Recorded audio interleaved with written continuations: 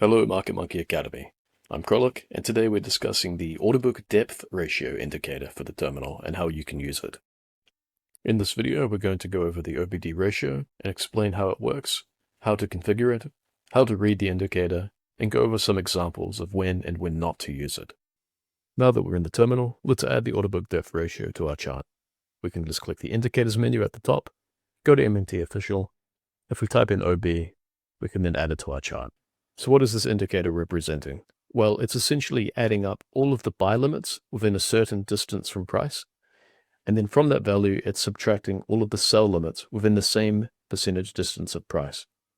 So to give you a practical example, if I change 5% on the OBD ratio to 2.5%, and I turn on the order book heat map, you can see here, for example, if we measure up all of the buy limits 2.5% below price, and then from that subtract all of the sell limits 2.5% above price, we're getting a negative delta because there are more sell limits in this region than buy limits. Inversely, you can see here, we obviously have a positive OBD ratio. And you can see how this indicator will tend to flip back and forth with its delta as price moves across time. How do you utilize this indicator? Well, generally speaking, the best use cases for it are when the thresholds of delta are significant to either side. So for instance, when we're at this low down here and we start to form positive order book depth ratio delta, that can be a clue or a signal to look to buy or long in this current position. And then when it starts to get negative again, you can consider getting on the sell side or shorting.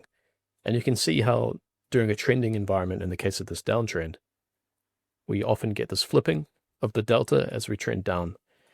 It's important to understand that this is not an indicator that you would just buy at all the time just because you saw a positive delta on the downtrend. Because in this example, as we're downtrending like this, we're moving towards the buy limits and away from the sell limits.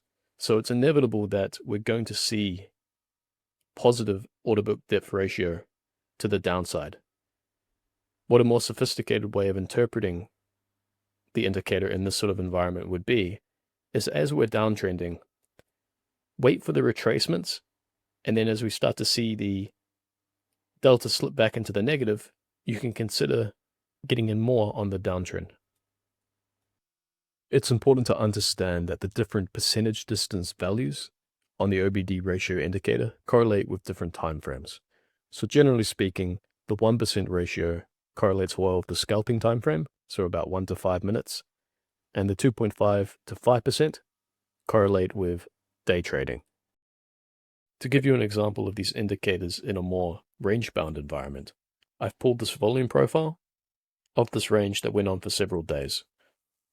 And what we can observe is that generally speaking, as price is ranging, and when near the highs, such as the VAR or the range extremes at the top, we can see that the OBD ratio for the 2.5% is very negative. And it's the inverse for the lows. Once we start getting down to the lows, or the range lows extremes, we can see that the 2.5 gets positive again.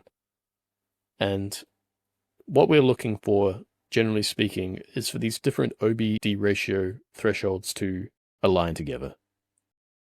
Whenever you're trading OBD ratios, look for situations where the OBD ratios align, which is a form of confluence. So if you're primarily a scalper and you're using the 1% OBD ratio, it's a very good idea to be paying attention to the higher OBD ratios, such as the 2.5%.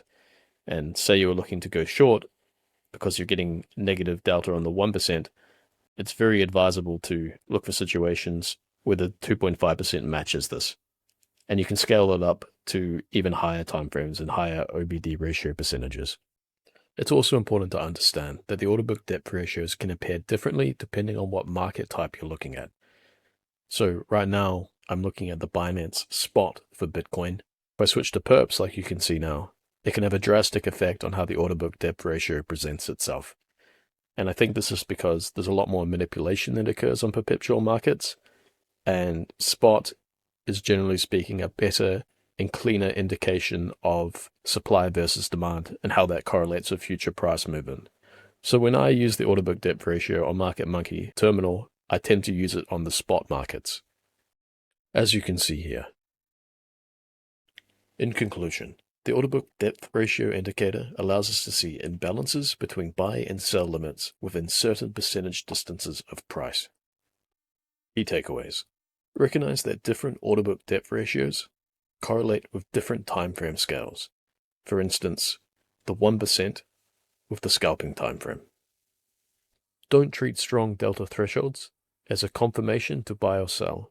Instead, use it as a bias to look for or to hold trades in your favor. Wait for your setup regions and confirmations, and use OBDR as confluence for your trading idea.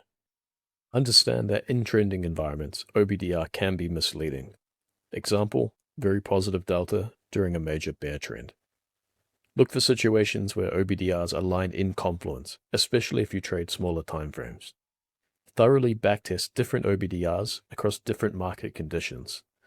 And finally, recognize that spot markets are a clearer representation of supply versus demand, and thus tend to have clearer signals over perps.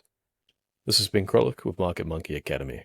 Thank you for watching this video, and if you have any questions about the order book depth ratio, feel free to hit us up in the Academy anytime and we'll get back to you. Cheers.